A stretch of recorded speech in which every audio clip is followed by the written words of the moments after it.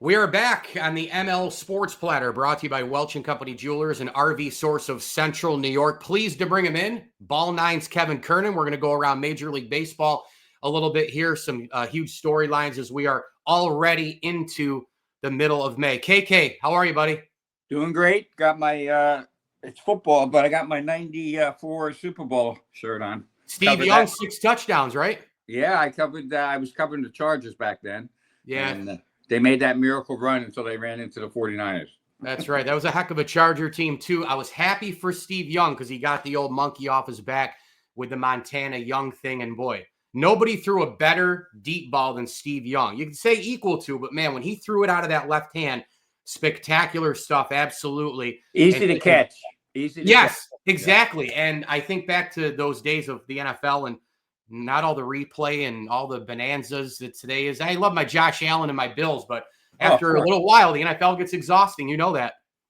Well, Mike, I don't want to get away from baseball, but real quick, I was the only writer to write that Josh Allen should be picked. The Jets need to draft Josh Allen because I saw him twice in college. I knew how good he could be. And I ran into a Jets scout at one of the games, and he told me, "Oh, we don't like his completion percentage." And I said, "Are you kidding me? It's Wyoming. He's got no NFL receivers. It's windy.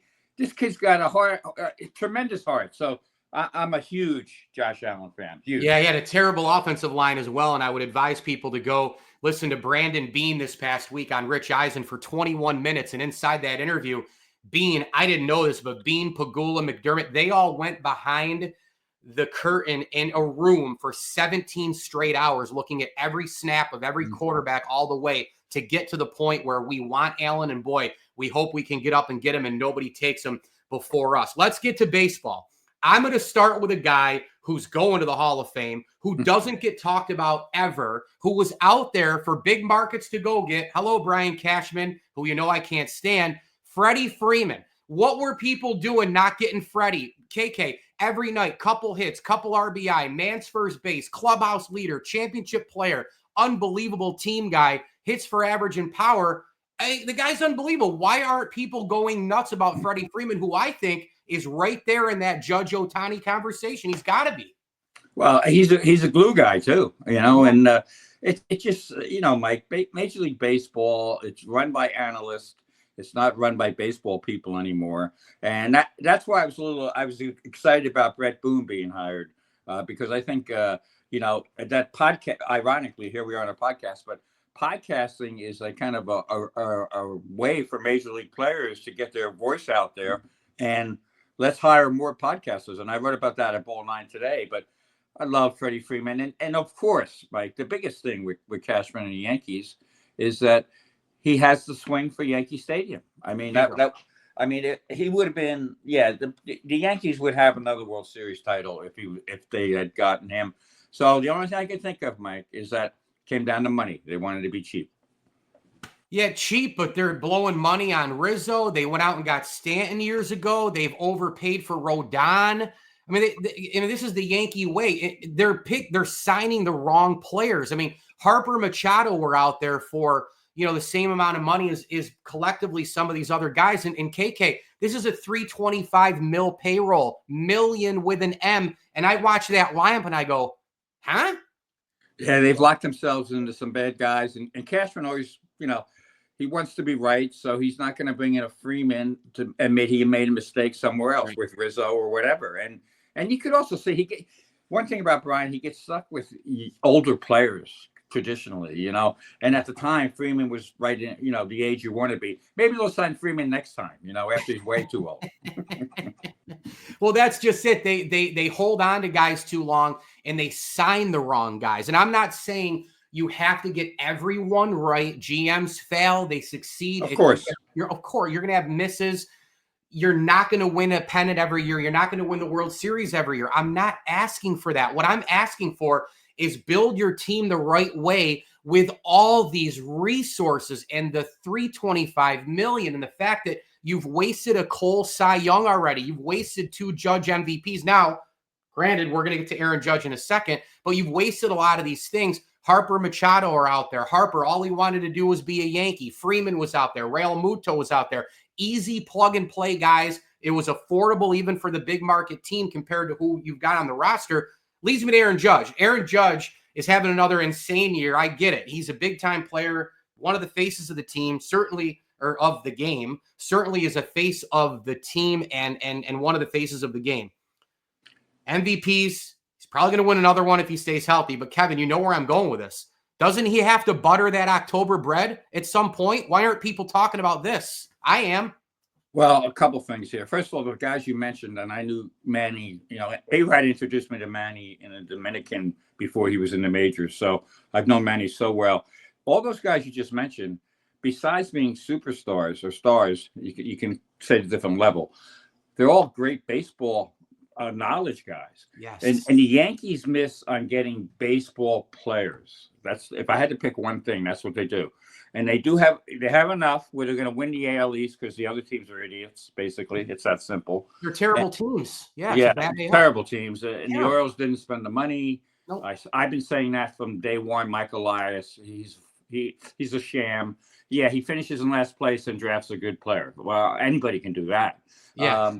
The Blue Jays are a joke. Their front office is the most overrated front office maybe in the history of baseball. Yep. And, the Red Sox are muddling along. They can't get out of their own way.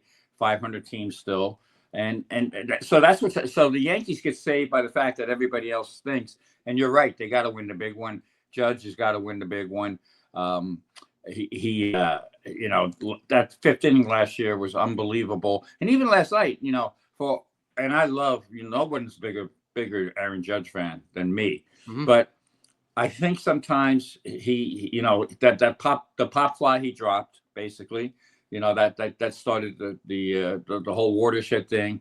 And then they pitch him so well. I think there's so much expectations on his shoulders. He's not getting enough help. So then he tries to do too much. Even last night, he kind of muffed a fly ball in right field. I think he's it's funny. I was talking to Ted Kubiak. If you remember that name, Ted Kubiak? Yeah. He insists that Aaron Judge's glove is too big for him. Isn't that interesting? The biggest guy in baseball has a glove that's too big for him. And Kubiak is a baseball savant, especially defensively. So I got to think he's right, because if you remember how the ball went into his glove, and if I saw Aaron, we have a great relationship, I would say that and hear what he had to say about it. And even last night, the ball kind of tingled around the Judge's glove. So yeah, he's got to hit. He's got to get a little bit more help. And he's got to not carry the weight of the world on his shoulders. He's an unbelievable player. And what I will say, Mike, is what I'm seeing this year is he's improved as a baseball player. He's so much smarter. He's smarter as a hitter. He's hitting the ball to all fields. I would love to see him in the postseason. I want to see his first hit in the postseason. I don't want it to be a home run, one of the Judge's Titanic shots. I want it to be a line single to right field. That will tell me that he's right. And he's got a good hitting coach with him and a couple good hitting coaches. Pat Russell is really good. So I think what I'm trying to say is he's matured this year, and we'll see if it transfers in the playoffs. Yeah, I mean, forget about these hitting coaches. Just call Derek Sanderson Jeter before the playoffs and go, hey, man, all I do is try to be like you. A little too much, I think. I think Judge should be himself a little bit more besides – the look up, the smiles, the little shoulder tightness in the dugout, talking to the media. He's such a class act. He's the captain. He hadn't won anything. He's not Derek Jeter. He hasn't won anything. But I love the guy, and I want him to succeed. And it's amazing before October, it's like, hey, we start to get in, he's swing the other way, a little Jeterian, do a little conference call with John Sterling and Derek Jeter, right? I mean, why not, to get that thing going? I wanted to bring up something that drives you nuts and me nuts. And I'm here with BallNine's Kevin Kernan talking some baseball, brought to you by Rosie's Corner and Stanley Law Offices, as well as our great jewelry store sponsor, Welch & Company. Go shop for dads and grads this summer. There's so much streaming, man. I mean, there's the Amazon Prime, there's the Apple, it's the TV channels. Now I'm crazy. I know I'm a T-Rex here, a dinosaur. I kept my cable because I broke down the numbers. I did. Because if I add up this thing here, that thing there, if I cut the cord here, it's YouTube TV, but I'm missing 5 big sports station I need including yes. Add this streaming here. I need the plus for the Bonnies. I need this over there. I love the NHL. I think it's the best thing going right now. When you add all that up, I'm going, wait a minute, I'm paying 20, and I didn't even add what my internet could be at high speed, which is 90 Sure. bucks, 90 before I even pay for anything that I can watch. How do you, as a national baseball insider and reporter, you've been at it for decades, you've gone through the media generations, you've dealt with everything, you now deal with social media, you've been around. How do you consume and deal with all this BS out there, all this streaming stuff? Well, first of all, I do have YouTube TV, and Okay. I also got a new. There's a new group that brings in my internet. I think for $70 a month, so I use that. But there's a thing called Superbox out there, and you can get a lot of the games via that. And I use that. I get all my NFL, and it's a one-time fee, and then you use that, and I can pretty much get everything. The only thing I don't have this year is I gave up on the Apple TV. You can only take so much, Mike, of these broadcasters that they're putting on these games. So, I don't want to be bedazzled. All right. I want to watch the game. I want to watch the game. I miss the days of, Ray Scott. Remember Ray Scott in the NFL, guys like that. And so sometimes with the Amazon's not as bad. There's some guys are okay, but the Apple TV I gave up on, but I pretty much catch everything on my Superbox, and that's how I do it. Okay.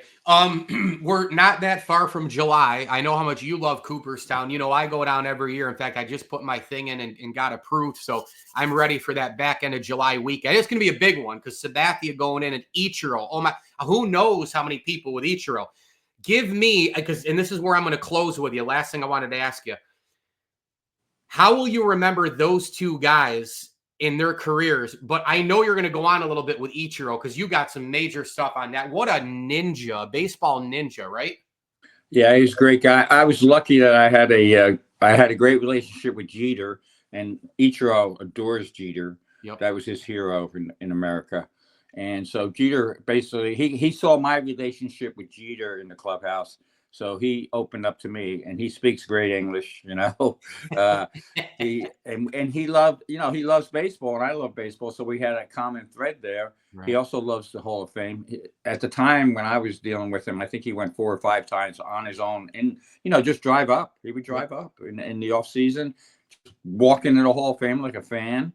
But obviously Jeff Idelson was president back then, I believe, and they took care of him. But he was so much fun to talk about, even from, he had a separate box for his glove.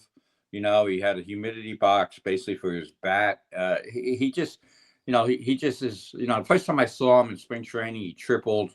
And I said, wow, this guy's going to be special. So, one quick little story was, so he gets over to the Marlins after he's with the Yankees. So I'm waiting. I figure, hey, let me go down and see him.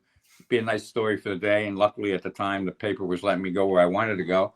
For the most part, not all the time, but so I'm waiting out in front the day that he arrives, and there's at least 30-40 Japanese media, and he comes in, he walks past those guys right up to me, gives me a big hug. Really? And all the Japanese media is like, wow, what's going on here? Yeah, but you don't look Japanese, man. So my point is not to brag that Ichiro and I were close. My point is Ichiro doesn't forget where he came from, and the fact that he'll respect other baseball people who respect baseball. So he's going to be he'll be a great little speech. The prices, I would imagine, Mike, I hope you can commute in and out because they're going to be outrageous with the Japanese fan base there. Yeah. And but it's going to be a great weekend. It always is. And Sabathia, I was lucky enough one time too. I pitched a story where I said, hey, because CC is a great sports fan. I like guys who are sports fans. It's Me too. Pretty simple, and, he's a big Raiders fan, that a lot. He's a big NBA fan, obviously baseball fan. So I pitched the story, and I actually went out to California to his home, and talked to myself into going with him to a Raiders game. So I went to a Raiders game with CC. Wow. And that was a great event. We had a lot of fun, and it was just like hanging out with a sports guy. So that's what's great about this year's class. Specifically those two guys, they love baseball. They're sports fans. They're fun too. I mean, that's one thing I noticed about both those guys. When he was pitching, obviously CC was very serious. I mean, Yes. you don't screw with him, but you could always laugh with him. Same thing with Jeter. People get the wrong. Jeter was a funny guy, and a little suspicious of people when he should be. I remember asking him once. This was way before cell phones were huge. There were maybe flip phones at the time or whatever. And I said, Derek, how do you never get in trouble? Because I know you go out. How come I never, he goes, we know about them later in career ditching phones when you're at a Jeter event. But he told me, he said, Kevin, I was in Japan once and all these people have phones. They have cameras on them. And this was before they came here. And he goes, so basically I act like everybody I meet has a camera phone. And this was way before camera phones.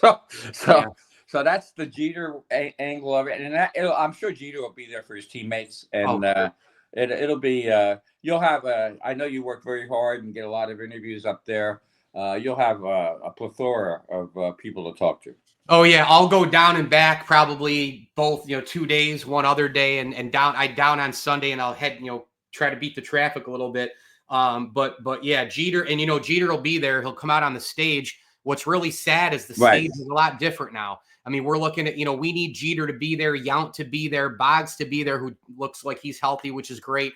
Right. But we don't. A lot of these guys are gone now, man. I mean, Hank's gone, Willie's gone. There's a lot of these guys that are gone. It's a sad deal now. I remember even me. I've been doing this 2 decades down there covering it, and this was way back when I would see Koufax walking out and Whitey walking out and Yogi walking out and Hank and Will. I mean, and it's just time marches on. It's sad to see the stage. I will say one little thing before we close. It's pretty cool what you just talked about with Ichiro going to the Hall of Fame and all these guys. When you listen to these athletes in all sports say, I never dreamt of, going to the Hall of Fame or doing this or doing that. I just wanted to put the uniform on. And that really goes for even the elite Hall of Famers, even like a Joe Mauer with the pressure, pick number 1, Minnesota kid, multi-sport star at Florida State. And he exceeded expectations with all that pressure right in his backyard in the neighborhood. KK, these guys really mean that. Like, I wanted to get to the bigs. I wanted to get to to that level. And then they go to the Hall of Fame where like an Ichiro goes, and it's got to be so surreal. It really does. Like being there, looking at all the plaques, and now he's going to be in that plaque gallery. That stuff just gets me, man. Oh, it's going to be amazing when he when he does the walkthrough at the plaque gallery and things like that. And what you just said, Mike, is very true. And it's because they respect the game and they know how hard the game is. That even with Judge here, we're nitpicking, but he's got to win the big one, of course. But this game is not easy, and all these guys know how they had to make. Here's the whole thing: they had to get an opportunity. They had to be confident. They had to get an opportunity. They had to deliver, and they all did. And somehow they made it to the Hall of Fame, and where their baseball cards came to life with their heroes and all the guys you just mentioned. I remember, I went to the Hall of Fame many, many years, just like you, through the decades. So it is much different now. But that's my theory too. I had this. This is why I want to see, and towards the end of my, when they were on the ballot towards the end, I would vote for A-Rod. I would vote for Bonds. Well, they should be in. Yeah, all the PED guys and stuff. Even now that some are still out there. Because first of all, let's face it, there's some PED guys in there. We know that for sure, pretty much. And but I want it to be for the fans. I want the kids that grew up in the San Francisco Bay Area love Bonds. Right. So why can't they go to the Hall of Fame and see that their hero, their baseball hero, is in the Hall of Fame? It's why not have more Pete Rose, the Pete Rose situation. I get that. Just put all that on the plaque. That's my whole thing. Educate. That's right. Educate the fans for decades to come. Put it on the plaque. Take responsibility for turning a blind eye during the era. Yes. You made money. Chicks dig the long ball. You got out of the strike with it. The baseball was still amazing. And the steroids, they probably helped the guys. They helped them recover. Oh, they helped. Longer career, fine. But they were still pretty darn good without them. And they're in, and put it on the plaque, and we're all done. Kevin Kernan, you're the best. I appreciate you. Go get them at BallNine.com. National Baseball Insider writer, reporter, and follow him on X or whatever the hell they're calling it nowadays at AMBS_Kernan. KK, it had been too long. Great to see you. Love the background and enjoy all that streaming, my man. I do. I don't miss a thing down here in Florida. Take care.